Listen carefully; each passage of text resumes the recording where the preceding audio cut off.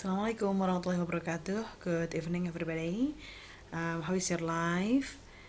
I'm still okay, ya. Baik, kita akan lanjutkan what we are going to do.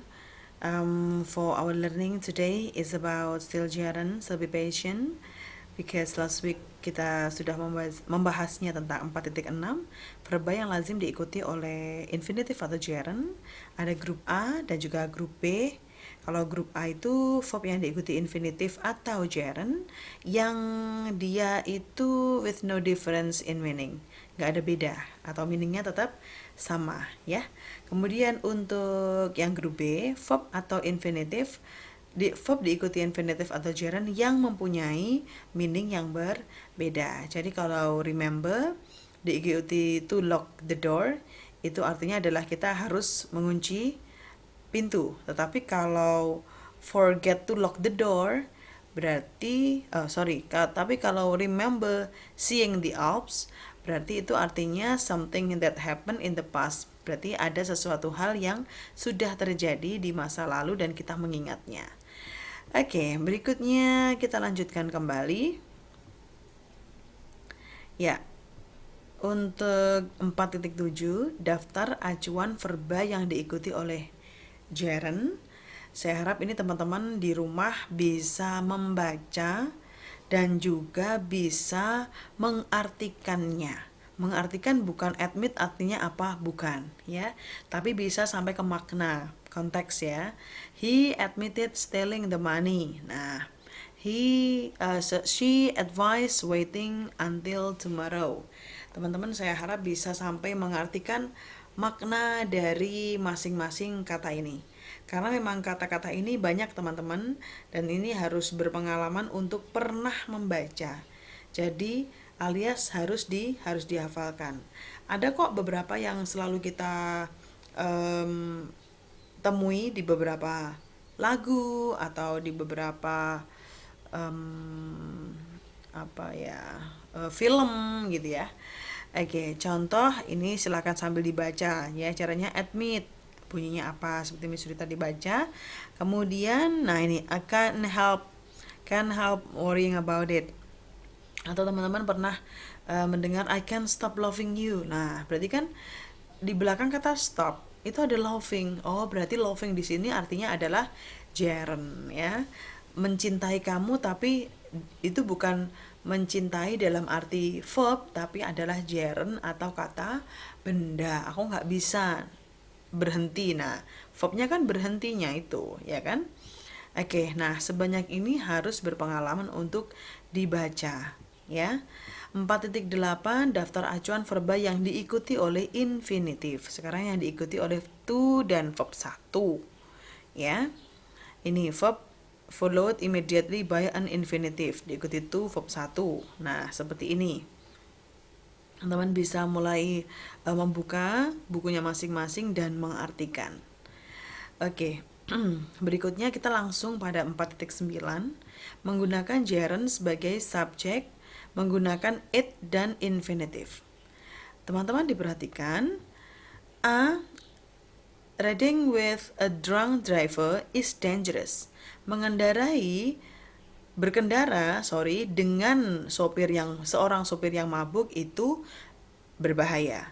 A gerund is frequently used as the subject of a sentence in A. Kalau yang A ini silakan digaris bawah di bukunya masing-masing. Kata riding sampai dengan driver ini adalah subjek, seret di garis gini ya. Inilah subjek. Verbnya mana, Miss? Is. Dan dangerous adalah adjective. Kemudian B dan C. To ride with a drunk driver is dangerous. It is dangerous to ride with a drunk driver. Sometimes, kadang-kadang, an infinitive is used as the subject. Jadi, to plus verb 1 ini bisa jadi juga sebuah subjek. Jadi, to sampai dengan driver itu juga sebuah subjek. Jadi, teman-teman jangan bingung kalau ketemu dengan Lumis, sebuah kalimat katanya diawali dengan subjek.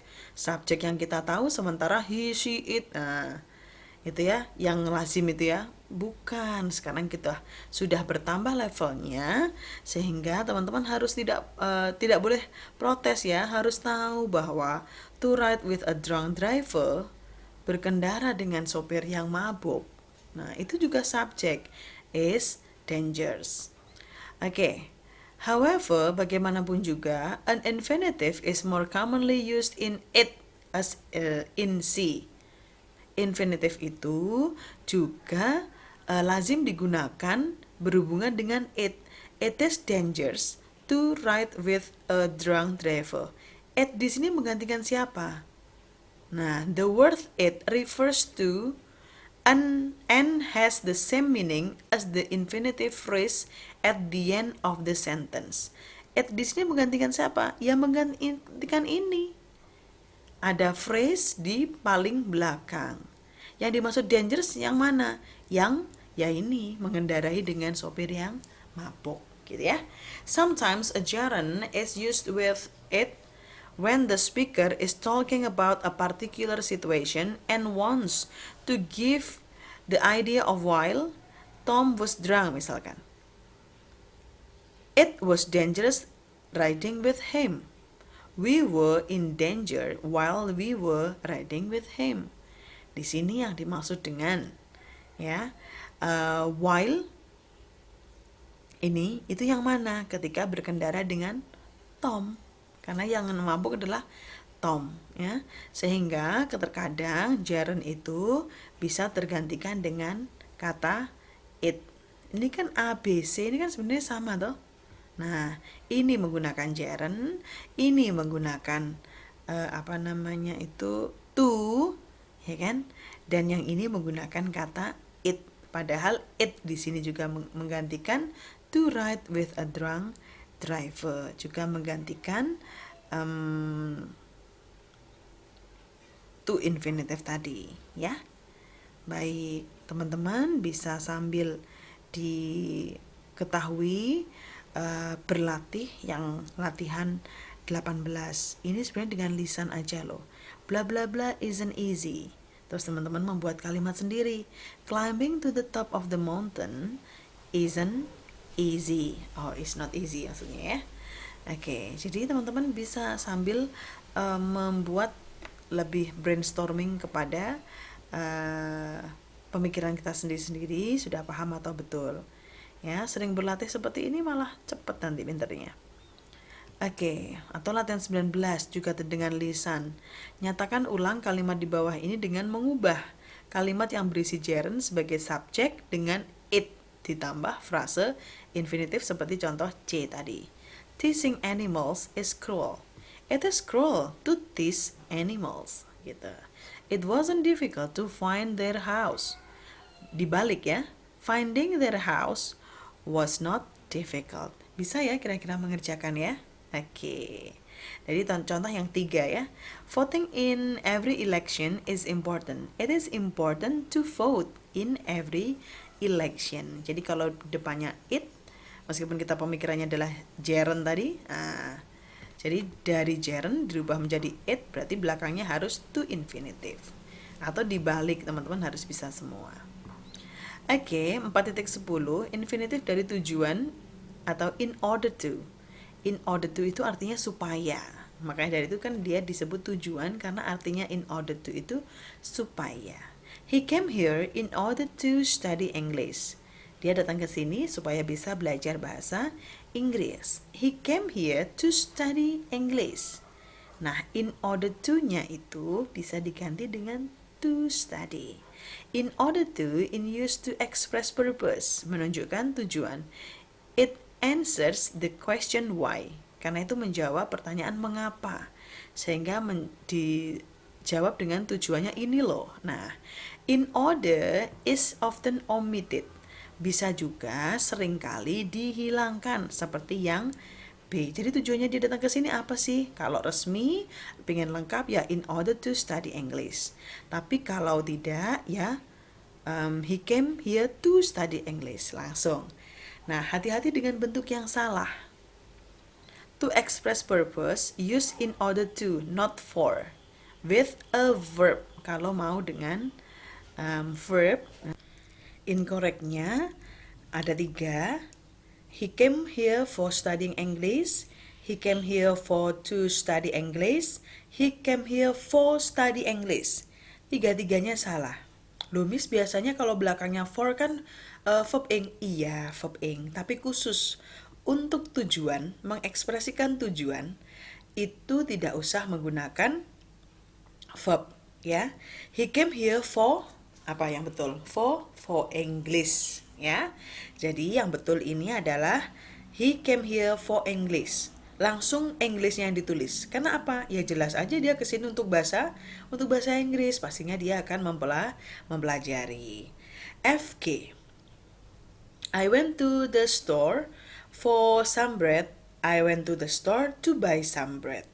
For is sometimes used to express purpose, but it is a preposition and it followed by a noun object is as in F. Jadi seperti yang di atas tadi Miss Wu bilang he came here for English ya. Nah sehingga kalau dia pergi ke toko itu adalah untuk membeli roti lah, masa mau mengambil roti ya, sehingga bisa digantikan atau kita kalau misalkan ragu kita mending menggunakan I went to the store to buy some bread. Exception, perkecualian, the phrase be used for expresses the typical or general purpose of a thing. In this case, pada kasus ini, the preposition for, kata depan for, is followed by gerund.